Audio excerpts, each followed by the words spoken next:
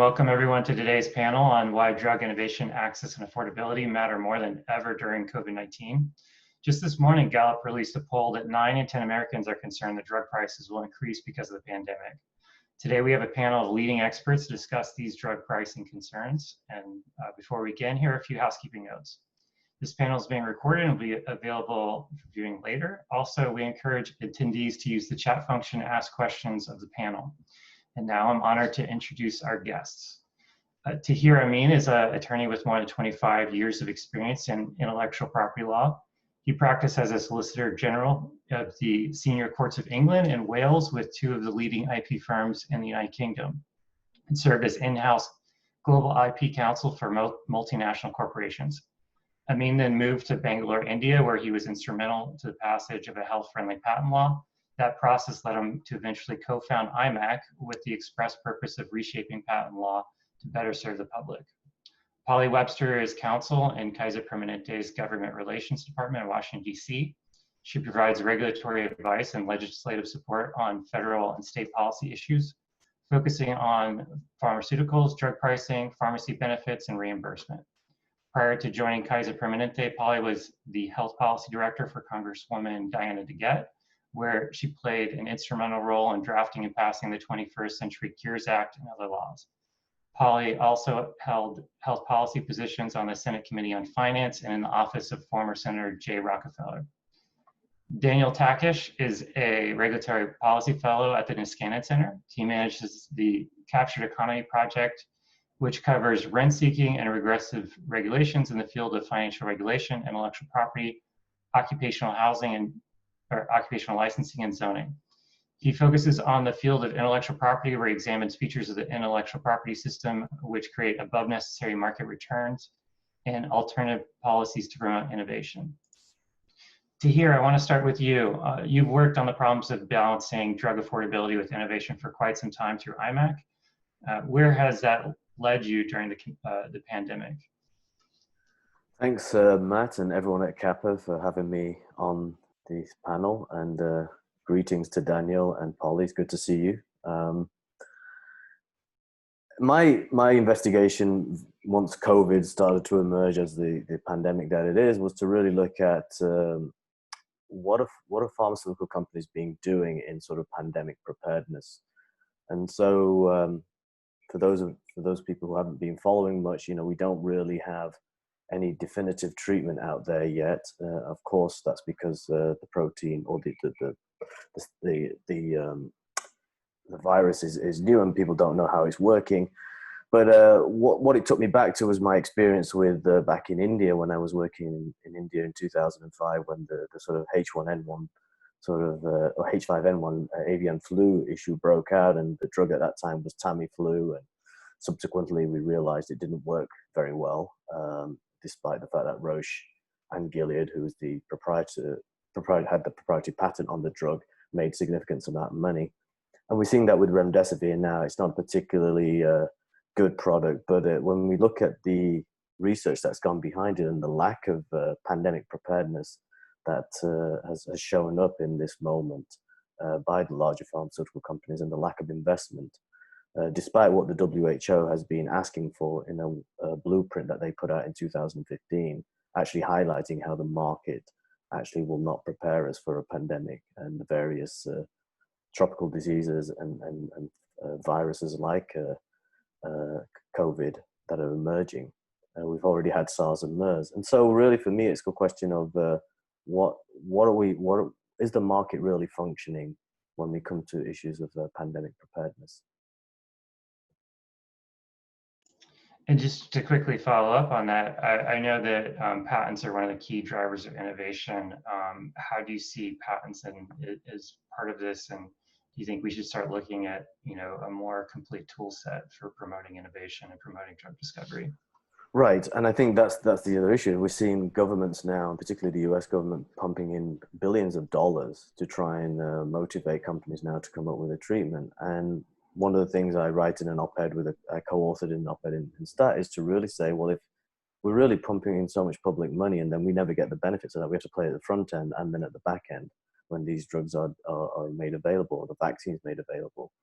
isn't it a case now we should be looking at slightly more public, a more public role that goes from basic science or right through to the end product? Because essentially what we're doing is doling out billions of dollars to pharmaceutical companies. Not to say that they don't have a role, but I think we've overemphasized the private part of that private-public relationship, because then the private actors get hold of the know-how, the knowledge, or the actual the funding is used for their ends, and how they then determine what the price is going to be, who's going to get access, how is the vaccine or the drug going to be delivered.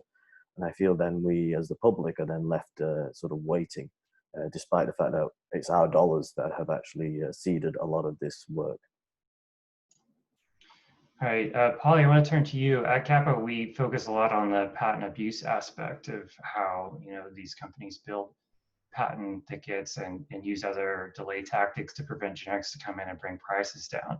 A new report out just last week says that delay tactics by branded manufacturers have cost Medicaid alone more than $750 million between 2010 and 2016.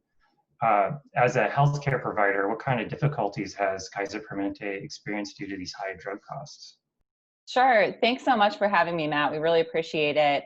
I think I'll back up first and explain a little bit about Kaiser Permanente before answering your question. So KP is the largest private integrated healthcare delivery system in the United States. So we're a provider. We're also health plans.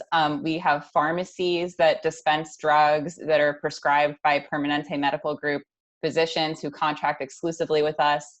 And we also negotiate drug pricing and establish our own formularies entirely in-house instead of using PBMs for those functions. So we really have sort of a whole of supply chain perspective on drug pricing that's fairly unique within the healthcare system. So we're looking at these issues through a lot of different lenses. And while we normally play in sort of the general health policy space, and I think for those of us that live primarily in that world, these patent issues can seem, very confusing and somewhat arcane.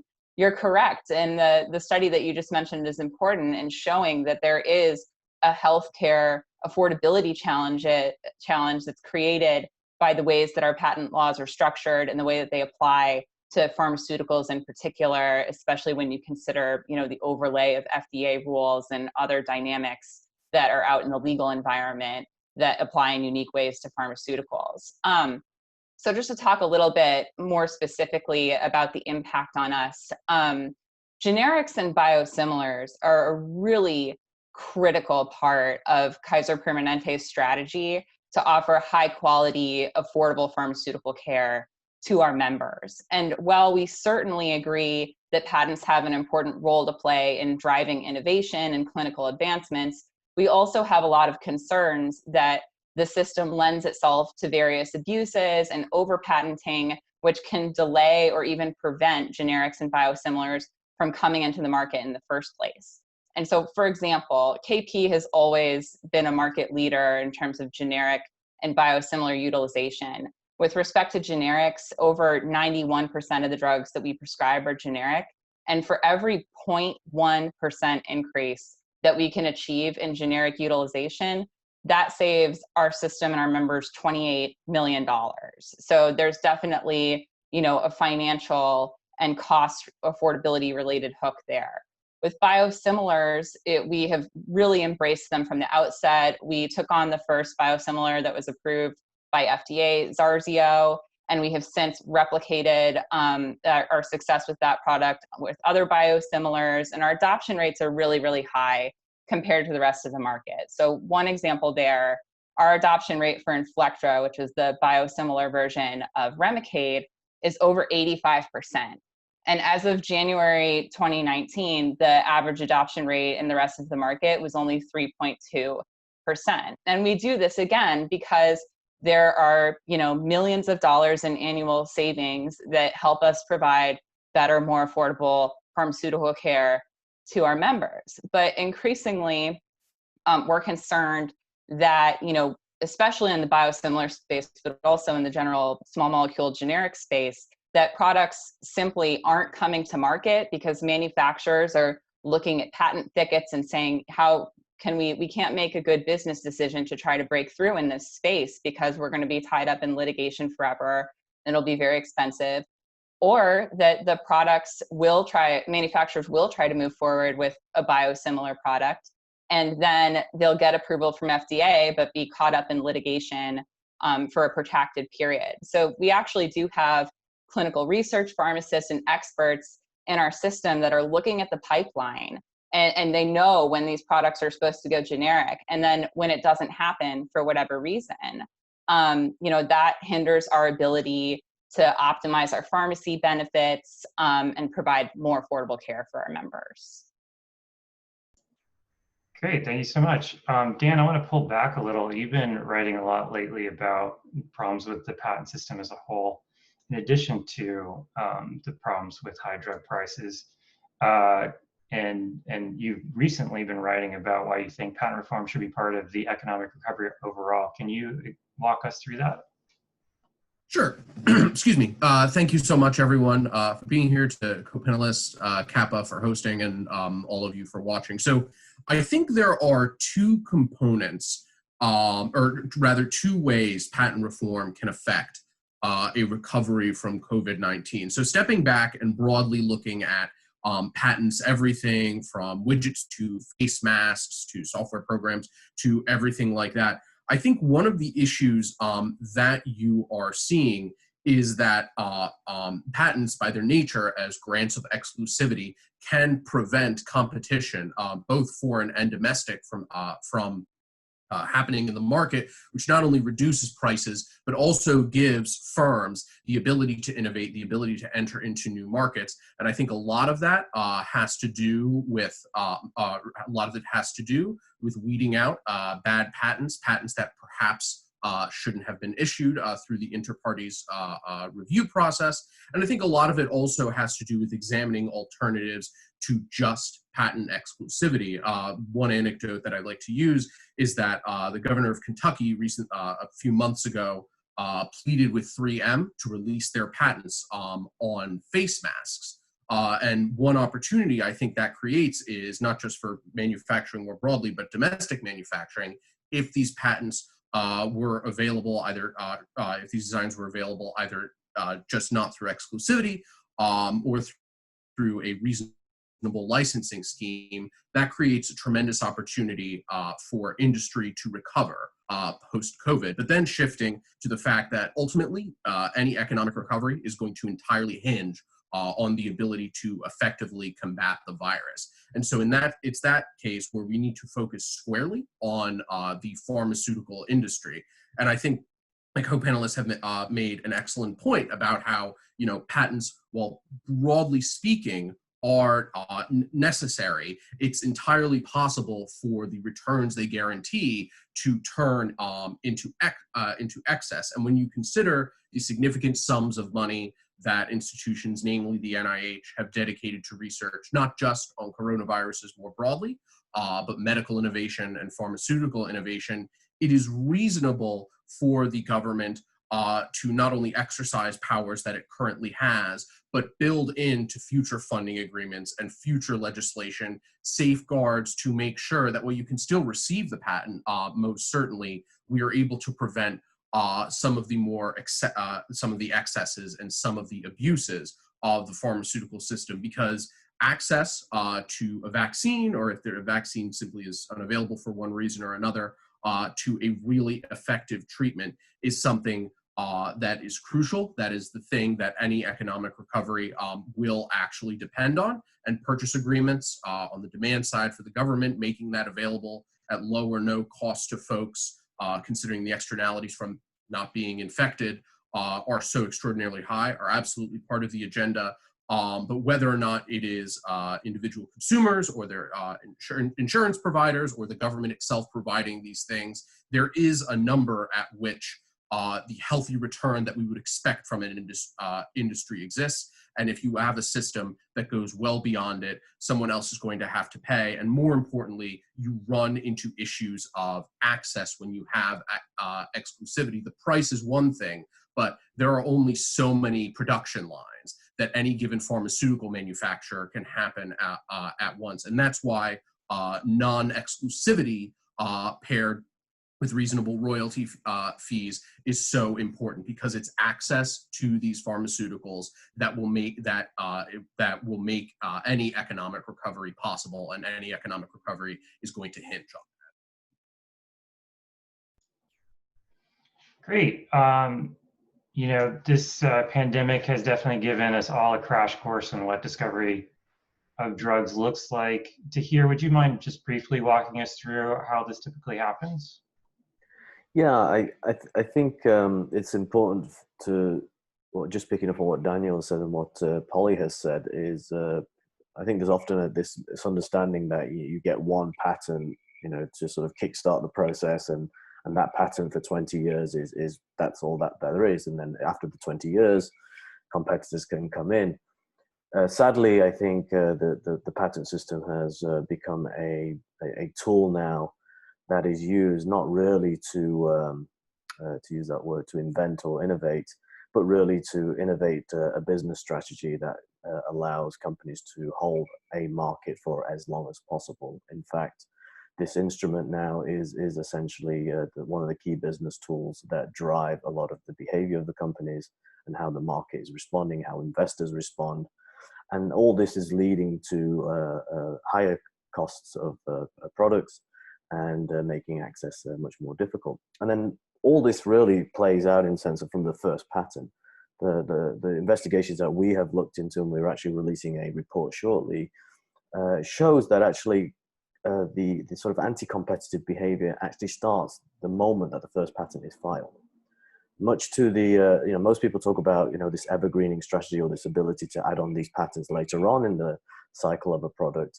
Actually, companies will ring fence off huge areas of research at the outset.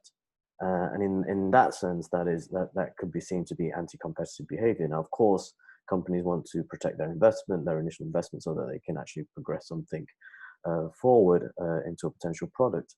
But what you're doing is and we're seeing this also in COVID now, is like huge areas of research is just locked up with certain players. And whilst we're seeing an immense amount of collaboration and some aspects of open science going on in the COVID sense, in the day-to-day world of access to drugs like cancer and so forth, companies are just locking down vast amounts of knowledge through patents. And then they'll extend it out as long as possible. And many of these extra patents that are filed are already disclosed in the first patent. They're already mentioned, they're already discussed. And one of the biggest problems I think we have to address is you know, you take drugs which have 6 or 7, 10 different indications or different treatments, and you get a patent for each one of those. I don't know if everyone understands that it's not just one patent per product. It's like you get, each time you say, oh, I'm going to treat it, you know, with the condition X or condition Y, even though my patent says that it's potentially this product can, this compound or this biologic can actually treat these conditions, you can get repeat patents which overlap and create this series of patents which can last 40, even 50 years. And obviously you have to litigate through them. And this is what we're seeing with, you know, drugs like Humira, Keytruda, all the biologics. I think the business model has evolved now to sort of say, how many patents can we get? Yeah, and of course, you know, from my looking into this and everyone else on here, it seems like when the drug discovery starts, the patents are more high quality and they are more innovation focused in the way that we want the system to work. And then after, or the later on in the life cycle of the drug, they start becoming more business strategy, like things to prevent competitive entry, and less about promoting innovation on a particular idea. And so I just want to highlight a few examples that, you know, of things that started with high quality public research that I found in my research was that, you know, like Humira was started with patents that were given to a public institution, public research, and then they later went on to develop it, made a great product, and then they engaged in patent ticketing to protect it. Restasis, same thing, started with good government research, went on to, you know, they abused the sovereign immunity, tried to avoid an IPR challenge on their patent ticketing. Namenda, same thing, started with public research, they engaged in product copying to avoid generic entry. And, you know, the list goes on. I don't know if anyone else wants to weigh in there. I mean, I would just add Lyrica, for example, and I think the conditions that are set out through various pieces of legislation. I mean, Lyrica was founded by Northwestern University. The initial compound patent was an NIH grant of some 700,000. And this is a drug that, Northwestern University got into a license agreement with Pfizer, and you've got a drug that between at least 2012 and 2018 was making roughly 5 billion a year. Many people have struggled to access the drug, and it paid a huge amount of Northwestern University's endowment, this license agreement. So I think we've got to look at the system right across the board. What are the incentives? Why do certain actors buy into this model? Because they can extract a hell of a lot out of it too. And we are the public payer, which seeds a lot of this initial funding, even if 700,000 may seem a pittance compared to what drug discovery can cost. The fact is that basically these turn out to be billion-dollar blockbusters, and companies can make a killing out of it.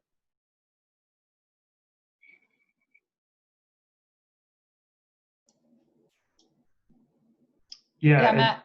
Okay. Oh, sorry, Matt. Yeah, I'm happy to jump in with another example that we're focusing on right now from the healthcare system perspective, and that's the family of PrEP drugs at Gilead. We are very excited that a generic version of Truvada is expected to come to the market in the fall of this year, and we think it'll be at a much lower cost than branded Truvada, which costs patients and the healthcare system usually an average about $20,000 a year. So it's very, very expensive. As we're approaching that time, we're noticing that Gilead is engaged in a really aggressive marketing campaign to both patients and providers on Descovy, which is their newer, still branded PrEP product that'll be on patent for a much longer period of time. So the more patients that they can convert over to Descovy before the generic version of Truvada is available, we won't be able to substitute generic Truvada right at the pharmacy counter. And so that could really subvert generic competition before it even has a chance to enter the market. And Descovy's price is very similar to branded Truvada's price. So we're expecting a huge price differential there that'll have a major affordability impact for patients, taxpayers, and the healthcare system as a whole. And I think also, Polly, there's even question marks about the actual added benefit of some aspects of Descovy, right? Yeah, that's correct. I mean, the clinical research shows that it's a really, really narrow number of potential patients for whom Descovy would be a better candidate. Usually a lot older patients, people with bone density problems, not the typical population that uses PrEP. So we believe that the benefits are pretty marginal at best. There's very similar products. I was reading somewhere that Gilead had already managed to switch at least 30% over or something like that. Yeah, and excuse me, shifting back to something that was mentioned earlier in terms of the public-private relationship with drug development and with development of a lot of technologies that go on to receive patents, I think it is worth examining. So for those who are unfamiliar, Bayh-Dole Act was legislation that's celebrating its 40th anniversary this year, and systematized the process by which nonprofits and other entities can receive patents through research that was funded in part by government entities. And I think it's a healthy dynamic to allow research and development to be financed in part by government, where then private firms or nonprofits or other institutions can take the technology and knowledge earned and then sort of run with it, bring products to market. I think that's a very healthy balance where government's comparative advantage is in the relatively basic or applied research, which is relatively risky, and then the commercial market can bring it to development and make it into products that can be used. However, the system is subject to abuse, and as I've mentioned earlier, when taxpayers are footing the bill to some extent, or in many cases to a large extent, in order to develop these drugs, there have to be safeguards built in, not only to ensure affordability, but as is mentioned in the text of one of the safeguards in BIDOL, which has march-in rights, which allows governments to license, to make sure that if there is a public health risk, so if whoever holds the patent for what will eventually become the treatment or vaccine is simply unable to produce, it is necessary to license it out. So again, I think that's generally a healthy dynamic between public and private sector, but it's necessary to examine where that model can break down and where exclusivity can be a net loss to the public, and where government can intervene so as it, read the taxpayers, can get a reasonable return on its investment. And I think that's a dynamic that merits some closer scrutiny. Again, broadly beneficial, but prone to abuse in ways that can be particularly disastrous, such as in the circumstances we're in today. Great. Polly, I want to return a bit to how this all impacts us during the pandemic and COVID. Just Tuesday, it was announced that the first drug shown to reduce the mortality rate in COVID patients is a low-cost generic. Just how big of a deal is that in being able to treat patients? Yeah, no, thanks for that question, Matt. We have been really excited to see the announcement of the results related to dexamethasone. And we're also happy that the results are from a randomized controlled trial, because I think our normal approach for any drug is that our clinical research pharmacists and expert physicians will comb through all of the available evidence to help put together clinical guidelines that support treatment decisions and even design our pharmacy benefits. So the challenge with COVID has been, of course, because we're in the midst of a national emergency, anytime that there's an update about a potential therapy and increasingly about, where vaccines are in various different stages of development and clinical trials, there's immediately, a press release and an announcement with respect to those findings. And everyone across the healthcare system wants to offer patients the best possible treatment. To Tahir's point earlier, I mean, there really, there isn't a treatment that's proven and rock solid that's available right now. So it's putting us in this position where we're still trying to comb through all the evidence as it becomes available. But oftentimes with these announcements, there's a huge spike in demand, and that can strain supplies, especially for a drug like this that's already currently available. But I mean, also in the case of remdesivir, where there just simply isn't capacity to manufacture enough to meet the demand in the healthcare system. So it's raising a lot of supply issues when things like this come up, in addition to the evidence issues that are forcing us to sort of look at each individual patient's circumstances based on what we know and what we don't know about these therapies, and then try to inform our physicians and clinicians with the best information to help them make treatment decisions in partnership with their patients. So, well, it's really exciting. We're still assessing the supply landscape for this drug. We're still trying to get our hands on more of the actual data from the clinical trials, and then that'll probably inform how we treat patients, or if we treat patients with this product moving forward. So it's still very, very soon after the announcement. But it's definitely helpful, of course, that it's a lower cost generic product, even though if there's a strain on supply, that could of course impact price as well, compared to the pricing that we're potentially expecting for remdesivir, which could be significantly higher. Great. And Dan, turning to you, patents don't seem to be the only incentive or even driver of innovation. At CAPA, and I think everyone on this panel in their own organizations, we use the word balance a lot. Can you just walk us through what we mean when we say balance? Sure. So the goal of the patent system to promote the progress of science and the useful arts, if you want to get very constitutional about it, but the goal is that it is one of many tools that can be used to promote innovation. And in my study of rent seeking, which is basically where private actors pursue policies to achieve above market returns, a well-balanced patent system would take into consideration the fact that when the cost of innovation is high and the cost of imitation low, as is the case in pharmaceuticals, there is likely to be a market failure where there is going to be a below optimal amount of innovation going on in society, and that creates the perfect opportunity for government to intervene and promote this type of innovation. And exclusivity is one of the ways you can do that. However, there is a point at which incentives turn into excess. And when you have exclusivity that granted on relatively marginal improvements, as the other panel, my fellow panelists have pointed out, that extends it well beyond what is necessary to promote, to guarantee a reasonable return on innovation.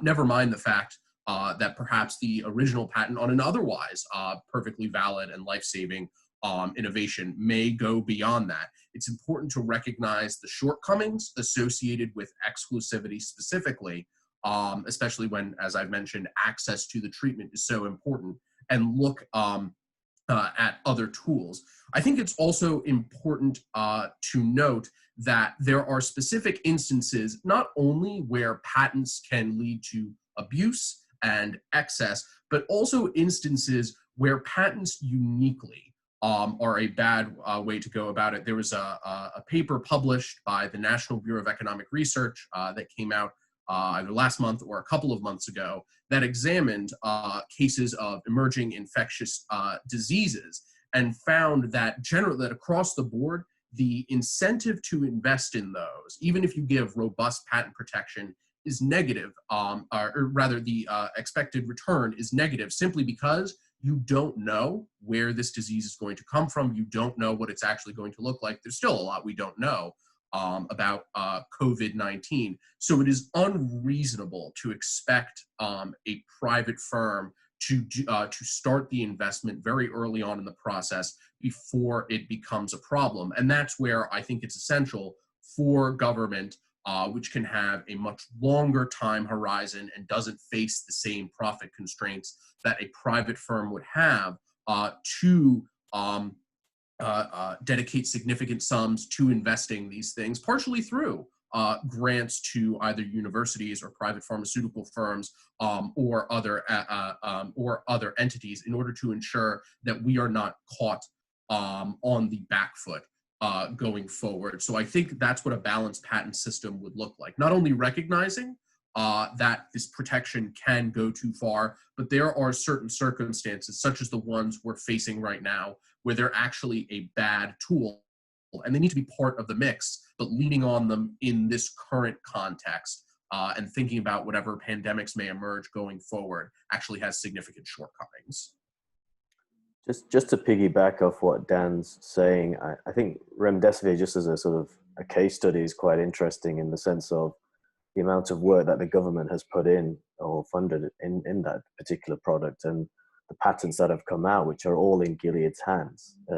Granted, Gilead did have the original patent on the compound, but then subsequent studies by the military, subsequent grants by the NIH, which went to universities that Gilead collaborated with, and they were actually testing the drug on SARS and MERS. None of those patents have any public or government sort of association with them. They're all in Gilead's hands. And so then Gilead gets to control and decide how the marketplace works. They also decide basically what kind of research is done. And this is something, when we started this conversation, of actually, I feel, particularly in pandemic situations, that could we be better off, would we be better off if some of these things were actually more open, and so that we could have more collaborators and more scientists. I mean, there was an interesting article in Stat where I'm not a scientist by trade, but having spoken to a lot of scientists and have one on my team, there was an article which said, actually, did Gilead really need all these extra patents? They could have just used the nucleoside, which actually in a 2012 paper is tested for SARS and shows some effectiveness. And not to say that SARS is the same as COVID-19, but it just goes to show that other actors who are not included in these research projects have different points of view. And so what we're doing is we're limiting the field in terms of limiting the kind of innovation or the kind of knowledge that's being put in from because of a company's interest or a company's goal. And I think these are some of the questions that I'm looking at and others are probably talking about in terms of what's happening when you get public dollars in going to private actors, and how then they control the research, the what goes where, and who's doing what, and how prepared we are. Yeah, I think what I'll add is more of a broader drug pricing related point that piggybacks off of Tahir and Dan, which is just to say that I've been reading a lot lately about different opinion pieces that most of them are reacting to ICER's analysis of what an appropriate cost-effective price might be for remdesivir. And I've noticed that a lot of opinion pieces are arguing that we should be building all potential healthcare system savings into the price of these therapies. And then some others have even gone as far to say we should be building economic productivity into the pricing of the therapies. So, sending people back to work, sending kids back to school, things like that. And I do feel like there's a disconnect in that conversation between the savings that are potentially real to the healthcare system and to the economy in the event that we got a really effective therapy or vaccine. But there is also an unprecedented level of taxpayer investment going on, especially for the vaccines, but also in the case of the therapies and testing them on these indications. And I think that the COVID dynamics are creating an opportunity to maybe revisit the industry's general pricing model in the context of this broader conversation about taxpayer contributions to R&D and other aspects of drug development and distribution. And I think that that'll be an important conversation for us to have in more detail over the long term. Great, and now let's turn to solutions. I mean, obviously this is a complicated problem that might take some time to solve. What are, this is a question for everyone, what are the immediate steps you'd like to see in the near future, and what are the more long-term solutions you think we should start discussing and exploring? And we can start with Tahir, since you led us off. I think first of all, we really need to get a hold of the patent system, and it's outgrown itself in terms of the ability to really focus the positives of it, and it's become this strategy which has become unwieldy. And I think we need a sort of, to use Daniel's term, bring that balance back into it, where we're not just granting patents for every different aspect of an existing invention, which already mentions those potential add-on patents, but then we just keep giving these extra 20 years of protection that overlap. I think we really need to raise the bar on what it means to get an invention. I think it would actually cull some of these excessive behaviors that the industry has got into. And I think there's various other studies have shown that since Hatch-Waxman came in 1984, we've seen the rise of patenting. And so I think for me, that is the first starting point. And then when we look at the COVID-related situation, I think we really need to look at, and again, to Daniel's point, looking at that point of the public-private relationships and where there are sort of holes there that are not working, and how do we make sure any public investment is accounted for, and that there's accountability, and that any access resulting from those kinds of investment are fair, and they're actually for the benefit of the public and not necessarily just a private benefit. Before we turn to discussing some of the already existing proposed legislation, we did have an audience question from Bryn Gay that fits in nicely right here. It was asked, seeing the public outcry to pharma's patent evergreening, what are some ways to strengthen public participation before patents are granted in the US, or can we only do post-grant patent oppositions? And I think this might jump into a little bit about the value of IPR in eliminating patents after they've been issued if they should not have been issued.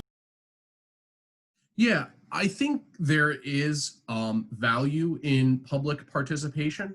I guess to use, so I think when we discuss public participation in the pharmaceutical debate, the most obvious example, at least that comes to my mind, is ACTA during the 80s and 90s, although that was a little bit different from what we're talking about today.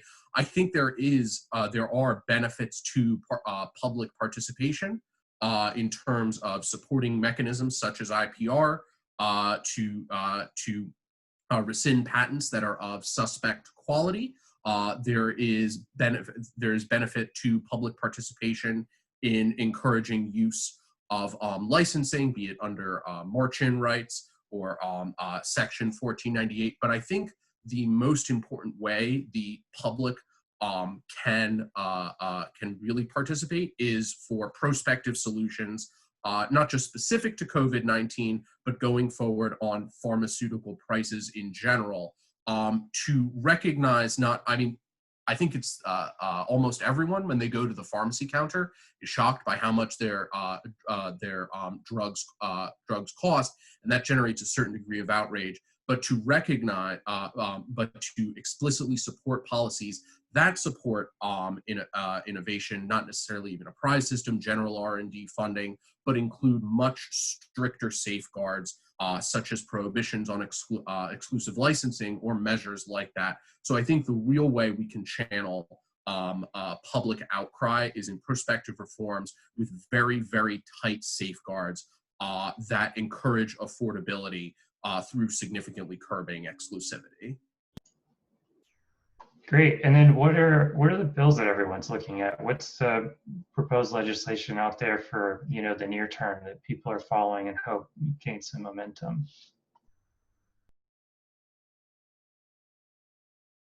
Yeah, I can jump in here. KP is really supportive of, and first of all, I guess I'll start off by saying that we're really encouraged by how much increased interest there's been throughout Congress in both chambers and both parties on drug patent issues over the past couple of years. I feel like the entire dialogue has really shifted and become more advanced and more nuanced since the drug pricing debate started in earnest a few years ago. And then with that said, I think specific proposals that we're enthusiastic about, certainly we're supportive of increasing transparency over patent landscapes. So a number of proposals with respect to the Purple Book and elsewhere that would make patent landscapes, especially for biologics, more transparent. We think those are early steps in the right direction here. The Korn and Blumenthal Affordable Prescriptions for Patients Act. I mentioned before that we're really concerned about patent thicketing. Certainly, we would be supportive of increased FTC engagement and enforcement activity in that space, and limiting the number of patents that can be litigated. We think those are good steps in the right direction too. And then also, any steps that could be taken to further bolster the IPR process. We're strongly supportive of IPR. We think it's a thoughtful and efficient mechanism to weed out patents that are invalid and help generics and biosimilars get to market sooner. So those are three that I would identify right there. Dan, turning to you, what are the bills that you are most excited about? Yeah, so legislation that I think shows real promise and shows an excellent approach to tackling the patent issue. One of them is oversight of COVID-19 in biomedical investments. I perhaps butchered the name, but what it does is it's relatively modest compared to some of the other proposals, but it's still excellent in ensuring that public financing of drug development is made very explicit, is made very clear, very accessible, because I think one of the issues we see in the patent system is that there's this sort of schoolhouse rock perception of how patents are issued, where some firm or some inventor comes up with an idea out of nothing. They get their exclusivity. In the case of pharmaceuticals, the FDA does its thing, but then they just get that one period. But as a lot of research has shown, that's not true. You layer patent onto patent onto patent and extend exclusivity well beyond what would otherwise be the case. But in addition to that, government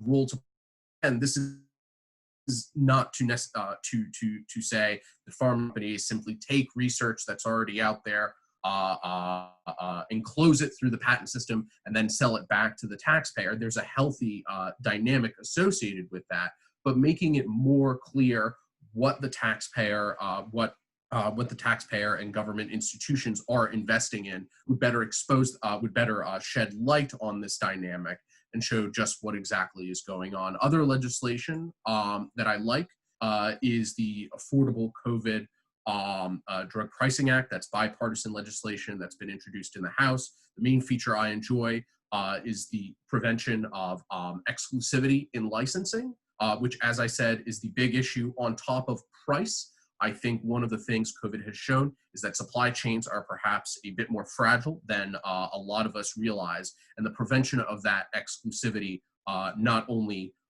would, through healthy market competition, bring prices down, but make sure that any treatments are available in the first place. So with respect to the COVID crisis, those are two pieces of legislation that I think address the problem in an effective way, both in the immediate term and lay the groundwork for a much more productive discussion about the role of patents and innovation, specifically pharmaceutical innovation, going forward. Tahir, do you have anything to add there? No, I think those are pretty much the things that I've been following too. I'm just curious to see how we can move forward from some of these sort of initially good steps and make some real decisive legislative changes which will go to the heart of the matter. I think these are really important steps that we're even talking about patents. I think 2 or 3 years ago, patents weren't even on the table in discussions, and the Korn and Blumenthal bill and the various hearings we've had over the course of the past year have really highlighted some of the decay that's set in. But I feel if we want to really solve some of these issues, we have to dig deeper. And, starting with the IPRs even, for example, I think we need to expand the grounds there. And I know this is something that's been visited in the past when the IPRs were introduced. I think we need to revisit that and say, why can't we have other grounds in there? Because we've seen from experiences in other countries where you have broader grounds, you can actually get rid of or at least invalidate patents much more easily. I think there's been efforts to try and stymie the IPRs as a tool, and I think there's potential there to grow it. I noticed one of the questions from I think it was Bryn Gay about comment periods, and should we only be looking at sort of opposing patents or passing comment after they're granted? And I think that's something we need to investigate because once you get a patent, you're in a powerful position, and there's always that presumption of validity. And we have to look at whether we do need more stringent standards even before the patents are granted, or whether it be enhancing examiners' capabilities, the incentives that the patent offices has when it actually grants these patents, because it is a fee-based system.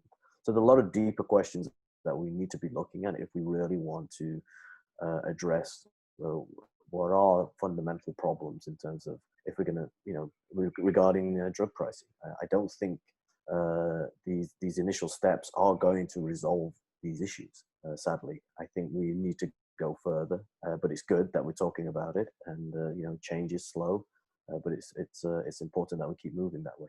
Yeah, and Tahir, I completely agree with what you're saying about digging deeper. I think all of us, all of us panelists, probably everyone listening to this webinar, members of Congress, people want to strike a societally optimal balance between encouraging innovation on the one hand, and on the other hand, making sure there's access and affordability to those inventions. And I think that there's a space for Congress and other stakeholders to really critically examine the question of whether the current system is producing those results, and kind of digging deeper into what the business model is and what the market is really putting out there under this incentive structure, and what that means for patients and taxpayers. And if it's not achieving those results, then what are other incentive structures and bigger, bolder ideas that we should be exploring over the long term to incentivize pharmaceutical innovation in a way that does deliver those types of results? And I think, in my mind, that's really the macro question that's at play here.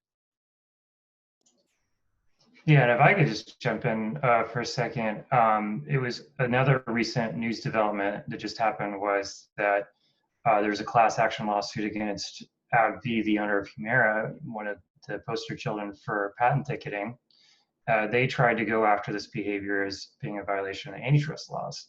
And the hope was that maybe some relief could be found there. But the suit was actually dismissed in the earliest stage of the 12b6 stage. And the judge actually commented that the proper fix is not to use antitrust doctrine because doing so will not revamp the FDA's biologic application process or the USPTO's drug patenting process. I mean, these are things that are well within the congressional authority too, and I think we see a lot of, interest and activity there, and I think all of us on this panel are very excited to see that Congress is serious about addressing these problems because they might be the only ones that can. I think that what struck me about just even reading the opening paragraph of that judgment was the judge says AbbVie has exploited advantages confirmed on it through lawful practices. These are lawful practices. There, just in that one sentence, is the problem we have. Unless we make these unlawful practices, we are going to be having this conversation for a number of years to come. And I think it's a deep, like I said, back to that question, you have to dig deeper as to what kind of system do we really want. Otherwise, we're not going to resolve these drug pricing problems. I think we've over incentivized one side of the bargain, and the other side of the bargain is not getting anything out of it. If these are lawful practices, then we need to look at the laws. And we're almost at the time, but just to close out, we do have one more audience question I want to turn to, and that's just, this morning we saw the Gallup poll. It was pretty dramatic. 9 out of 10 Americans were afraid that the pharmaceutical industry was going to increase prices due to COVID-19. Before the pandemic, we saw that the industry had extremely high unfavorable ratings. I think they might have been one of the most, if not the most unfavorable industry that was rated by a Gallup poll, and I believe it was a Gallup poll.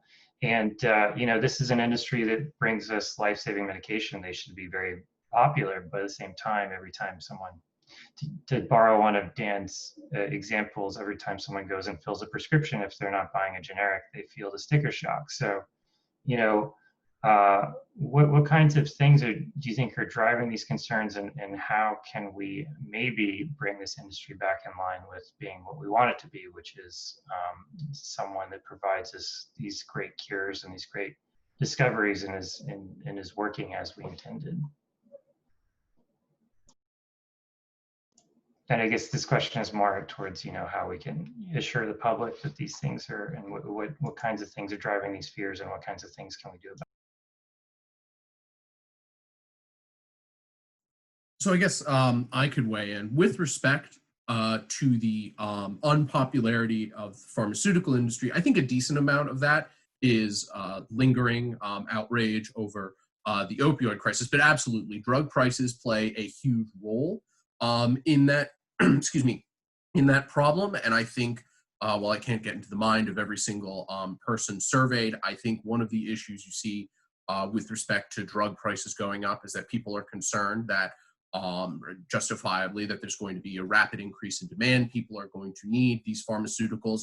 Production is going to have to shift away from perhaps other drugs to more COVID-related drugs. So I think these are completely justified concerns. And I think the way we need to address them is by designing systems where the patent system and exclusivity cannot be abused. It's an essential part of the process, and it's important for a general public understanding. It's important for the general public to understand that simply saying, oh well, these drugs are expensive, but we need them to be expensive so we can finance the upfront cost of innovation, and without these high prices they wouldn't exist in the first place, is very, very broadly true, but also begging the question. It assumes that this is the only policy through which we can bring these drugs to market, and more importantly, that the system as it exists now doesn't deserve tweaking, doesn't deserve greater scrutiny. So I think making it clear that there is a system associated with it that uniquely creates incentives to overcharge for prices, and that there are alternatives to incentivize the research and development that is absolutely needed right now and in the future, of course. Any other comments or general closing statements? Yeah, I think, Matt, I think a lot of this is being driven by, I guess the drug pricing debate can be really weedy and esoteric. And, those of us who are in Washington are, often deep down in the weeds on these types of issues. But on the other end, there are people out there who for years, many of them are struggling to afford oncology drugs, during a really difficult time in their life when they're already struggling with a lot as a result of having that illness. And like those stories are everywhere. People struggling to afford insulin, choosing between buying their groceries, paying their rent, and, paying to be able to afford their medications. And so I think the fear out there is really real. And there's a lot of, public mistrust, because every layer of the drug pricing onion that you pull back, there's, another game and another potential abuse and this incredibly complicated system. And I really think that, in the midst of a crisis, I think a lot of people who are living those experiences day to day feel like they're just sort of seeing a pattern repeat itself over again that they've already experienced in the past in their life. So bringing it back to sort of the mindset that people who are experiencing this in a really real way probably have, in my mind at least, explains maybe a little bit of that anxiety. All right, great. Thank you very much. Oh, sorry, we have one question. We just have a little bit of time for it. So Linda Sherry asks, is there any accountability for drug makers' charity prices for brand name drugs? I'm not 100% sure I understand where that question is going. I believe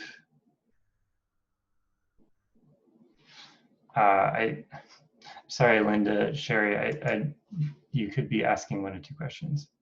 Oh, is there any accountability in the programs where they offer discounted drugs as part of charity incentives? Can anyone answer that question?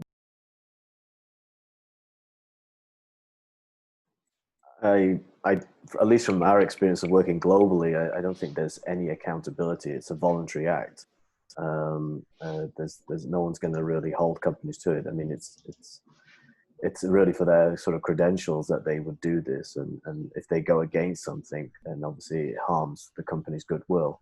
I don't think there's any, as far as I'm aware, any system out there or any kind of rules that holds them accountable.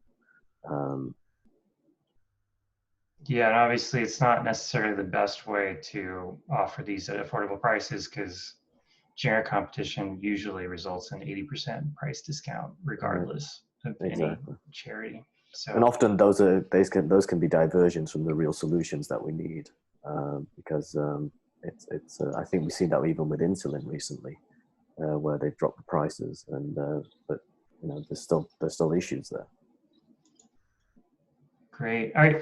Thanks everyone for attending, and thanks so much for our wonderful panelists. We will have a video up soon, and we thank everyone for attending. Yeah, thanks a lot.